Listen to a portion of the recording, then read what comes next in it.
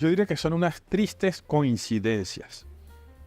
Hablaste de dos puntos que por fortuna o por desgracia coinciden. El primero es el estatus de Venezuela en la comunidad internacional. Venezuela está bloqueada. Venezuela por muchos países es considerada una nación con un gobierno forajido, que actúa al margen de la ley. Evidentemente las grandes potencias, por utilizar esa terminología, han buscado aislar a Venezuela. Venezuela, hay que reconocerlo, ha estado aislada. Es decir, que la imagen internacional de Venezuela no es una imagen de fortaleza. Eso no es coincidencia que Guyana haya aprovechado el espacio, el momento para demandar. De hecho, Guyana lo hizo con inteligencia, porque los países actúan con inteligencia.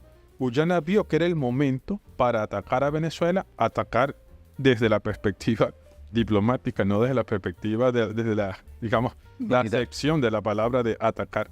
Pero aprovechó para, digamos, desplegar su estrategia en un momento de gran coyuntura o de gran debilidad para Venezuela. ¿Qué dice Guyana? Desde el estamento político hay una fracción, una fractura. Venezuela está polarizada y ese momento de inestabilidad política, económica y social en Venezuela lo aprovechó Guyana.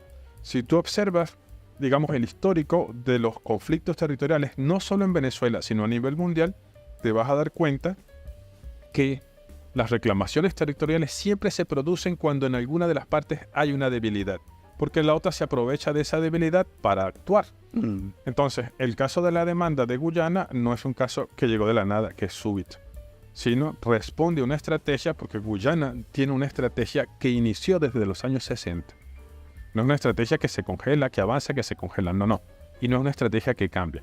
La estrategia de Guyana inició incluso antes de convertirse en un estado independiente y la ha mantenido constantemente. Lamentablemente, desde el lado venezolano, las estrategias en materia de las delimitaciones territoriales, no solo con Guyana, sino con otros países, ha fluctuado, ha cambiado, se ha modificado, ha dado giros. Guyana se aprovecha, de hecho, Guyana lo sabe, no necesito decirlo yo. Guyana lo sabe, porque el comportamiento de un Estado, o digamos, en sus relaciones internacionales, te permite llegar a esas conclusiones. Pero Guyana en este momento aprovechó la coyuntura política, económica y social, la debilidad de la imagen internacional de Venezuela para demandar. El otro elemento que mencionas es la elección. Esa es una triste coincidencia.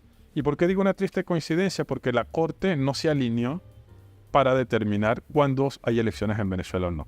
El primer paso comenzó en el año 2018 con la demanda, luego en el 2020 saca la primera decisión la Corte diciendo que es competente para abordar el tema de la demanda hecha por Guyana.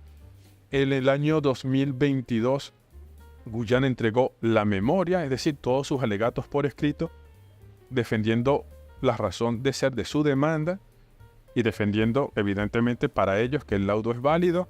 Venezuela debía entregar su contramemoria, mostrando la realidad venezolana, los argumentos jurídicos, políticos de Venezuela y además contrarrestando los argumentos de Guyana, pero Venezuela, por unas medidas que solicitó anteriormente, no entregó su contramemoria, porque había unas medidas preliminares que solicitó, algunas cuestiones, y se extendió por un año. Es decir, en lugar de entregar la contramemoria en abril del 2023, ahora Venezuela debe entregarla en abril de 2024.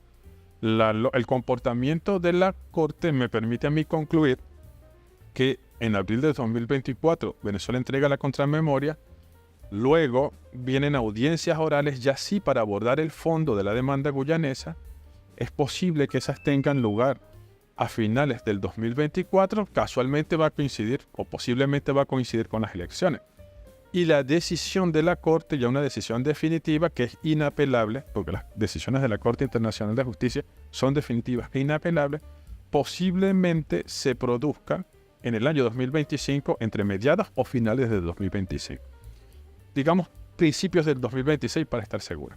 Sin embargo, la situación se puede acelerar si Venezuela decide no participar y no entregar una contramemoria en abril, el proceso se acelera. ¿Por qué? Porque la Corte no va a tener el argumento para contrastar la posición de Guyana, y es una cosa que es importante que lo sepa toda Venezuela.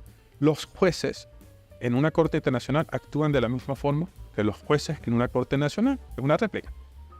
Si hay una demanda o hay un conflicto entre dos partes, le corresponde a las partes entregar los argumentos. No le corresponde al juez hacer un trabajo de investigación. Porque para eso están las partes. Yo me defiendo, muestro mis argumentos. Tú te defiendes, muestra tus argumentos. Y el juez decide sobre la base de los argumentos que le presentan las partes. Él puede hacer algunas investigaciones para corroborar, confirmar lo que pueda ser su decisión, pero no le corresponde al juez investigar, ponerse al lado de una parte porque pierde la imparcialidad. La neutralidad. Y Laiguana.tv. La verdad hecha tendencia.